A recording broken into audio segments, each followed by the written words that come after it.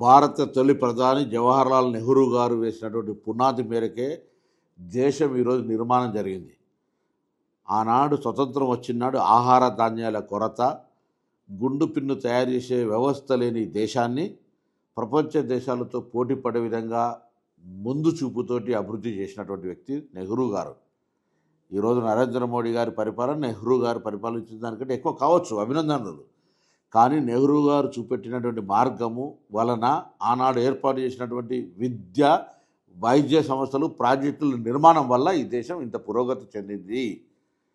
కట్టిన బంగ్లాకు మీరు రంగులు వేయచ్చు, డివియేషన్స్ చేయొచ్చు, కానీ మీ మీద గొప్ప చేసినామని చెప్పుకునేటువంటి ప్రయత్నం జరుగుతుంది. అందులో మళ్ళీ నెహ్రూ గారిని అవమానపరిచే విధంగా మాట్లాడుతున్నటువంటి పురంధేశ్వరి ఇతర బీజేపీ నాయకులకు జాగ్రత్త అని చెప్తాను. ఎందుకంటే భారతదేశ నిర్మాణానికి సంబంధించి ఒక ముందు చూపు కలిగినటువంటి వ్యక్తి జవహర్లాల్ నెహ్రూ గారు. వారి ముందు చూపు వల్ల ఈరోజు 100 దేశాల్లో మరి సీఈఓలు మన భారతీయులు ఉన్నారంటే కానీ, ఈరోజు మన యొక్క ఆహార ధాన్యాలు బయటి దేశానికి ఎగుమతి అవుతున్నాయి. కానీ ఇక్కడ ఉద్యోగ అంశాలు నవరత్న కంపెనీలు కావచ్చు, ఇతరత్ర పెట్టి ఉద్యోగ సమస్యను పరిష్కరించడం కానీ, పారిశ్రామిక రంగంగా ఆ విధంగా ఈరోజు దేశం స్వయం సమృద్ధిగా ఎదగడానికి నెహ్రూ గారే కారణం. నెహ్రూ గారు నామినేటెడ్ ప్రధాని, ఈయన ఎన్నికైన ప్రధాని. మతము తప్ప ఇంకొక మాట లేని రాజ్యాంగాన్ని అవమానపరిచి అప్రజాస్వామ్యానికి వేదికగా ఇలా చూస్తా ఉన్నాం. ప్రతిపక్ష పార్టీ ఉండద్దు.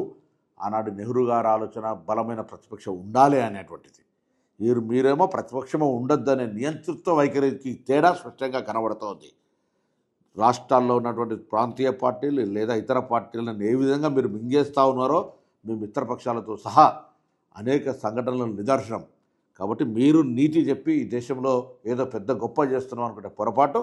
ఈరోజు నెహ్రూ గారి పరిపాలన యొక్క బీజాలే ఈ దేశ అభివృద్ధికి సంబంధించినటువంటి కారణాలు అనే మాటను మరొక్కసారి తెలియజేస్తూ, నెహ్రూ గారు లేని చరిత్ర భారతదేశ చరిత్ర కాదు.